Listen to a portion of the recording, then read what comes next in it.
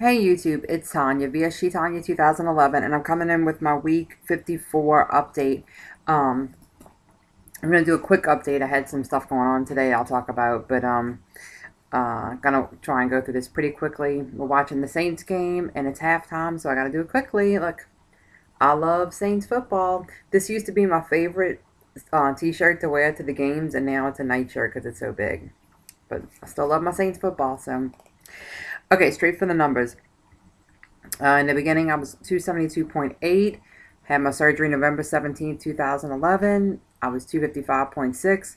Last week, week 53, I was 163.3. And then this week, I'm 164.4, up 1.1 pounds. Which all this week I've been 163.3 up until today, and I know it has something to do with my arthritis because when I woke up this morning, I could feel my joints were swollen, and this joint, you see how folks, it's extremely swollen today, and so I don't know. I think it's the change of weather. It was kind of cold today, and so I expect probably tomorrow, the next day, it'll be down, but. So I think that's where the 1.1 gain, because actually yesterday was one of my lowest calorie days in a while because for some reason my sleep has been tight at lunchtime the last couple days. I can't explain it. I never have really experienced it, but I've gone from like being able to eat 4 ounces of shrimp at lunchtime to maybe 2.5 or 3 ounces of shrimp, and I'm totally stuffed. So I don't know.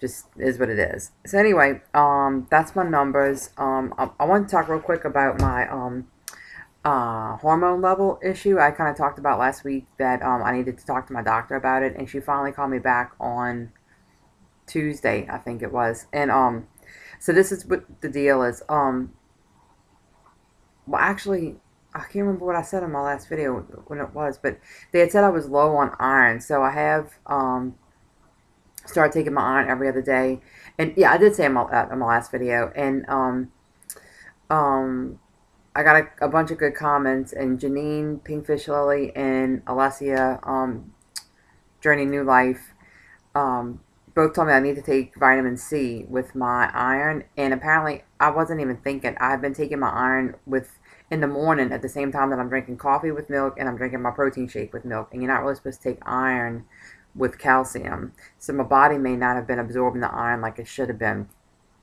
So I've switched to taking my iron at night, and I am going to start taking a vitamin C with it because apparently your body absorbs it better when you take vitamin C with it. And then Janine also told me that it's better to take it on an empty stomach. So I've started doing that too. But when I did talk to my doctor, she said that my anemia has actually improved, which I didn't even know I was anemic before. So I'm like, whatever. She said from the last blood work that I did, it was slightly improved. So not to worry about it too much, but I should be taking a iron supplement every day. So that's good.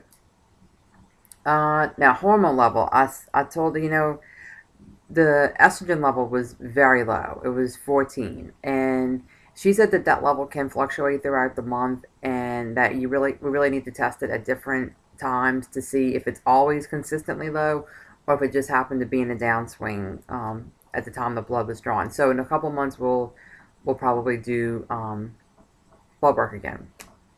But what she said was, because I thought, well, gosh, am I going into like early menopause or what? But she said the other hormone levels that she tested, I don't know the name of it off the top of my head, but that it's a hormone that's produced in the brain that actually controls the ovaries. And that hormone level was perfect. So she said that tells her that the ovaries are still functioning properly. I'm just not ovulating.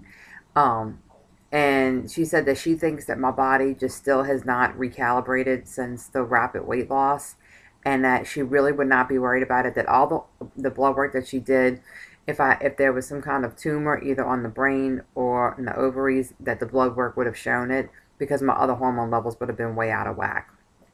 But since it's just the estrogen that was low, that she would not worry about it right now. And she said, if I was having issues like extreme mood swings, night sweats, and all the other kind of like crazy symptoms you get with menopause type things, that she would prescribe something for me. But if I'm not bothered by it, I'm not having cramps or anything like that, that she's just not going to worry about it. And so, and I shouldn't worry about it either. So, and I trust her completely, so I'm not worrying about it. So that's kind of where I am. I'm just going to let it run its course, and, you know, I guess eventually my cycle should kick back in, and if it doesn't, I guess it doesn't. I shouldn't complain, right? I mean, I don't have to do the stomach cramps and dealing with all that every month. So that's where the hormone issue is right now. I am going to do, she wants me to do one more round of progesterone starting in December, like beginning of December. And then she said once every 3 months until I get my cycle to do a round of progesterone. Because she said what could happen is the lining could build up in your uterus and then my body's not releasing it. But if it is building up, the progesterone once every 3 months will force my body to release it. Because she said if the lining continues to build and build and build, that can cause medical issues that we don't want. So I am going to do the progesterone once every 3 months. So that's where that is. So I feel fine, feel good.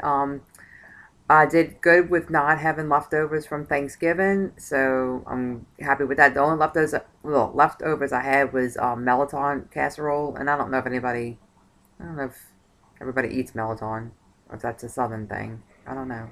But it's just ground meat, and melatonin's like, I guess it's almost like a green squash in a way. So it's really just vegetables and meat in the casserole. So I have had that a little bit left over. And then I had my pork, spinach and artichoke stuffed pork left over, which again, that's just meat and veggies, and cheese, so that's no big deal. And I am going to try and do a cooking video and show you how I make the spinach stuffing, because, oh, y'all, it is so good. I had kept some on the side and not stuffed the pork roast with it. And just, it's almost like cream spinach, but not as creamy, more spinachy. So, and I'm not even really a big spinach person. I don't eat spinach salad or anything, but I do like this. It tastes a lot like spinach and artichoke dip. So, anyway, the only other thing I have is that I'm going to ask anybody who believes in God and prays to pray for my grandfather. He's 90. He's in the hospital. He had a heart attack. I think it was 2 nights ago. My days are kind of blurred together, but he's not doing well. They don't think he's going to make it. His heart and his kidneys are only functioning at about 25%. So, I mean, but the age he is really just not, he's not able to be operated on. His blood pressure is really low. So they're kind of just keeping him calm, and he's getting fluid in his heart, fluid in his lungs, and we thought he was getting pneumonia because he said he had a heaviness in his chest, which was why he went to the hospital. And then when they did the blood work, the enzymes came back that he had had a heart attack. So, and I guess it's like almost like congestive heart failure. I'm not 100% sure, but I just really, he's lived a full life, a full long life, and so we can't really be sad about that. I just really want him to go painlessly and peacefully, and so that's what I would ask everybody to pray for me. Okay. I hope y'all have a nice week. I hope I have a feeling this next week is gonna be a sad week for me, but I'll keep my chin up and try and stay positive like I usually do. So y'all go out this week and make it happen. Love y'all. Bye.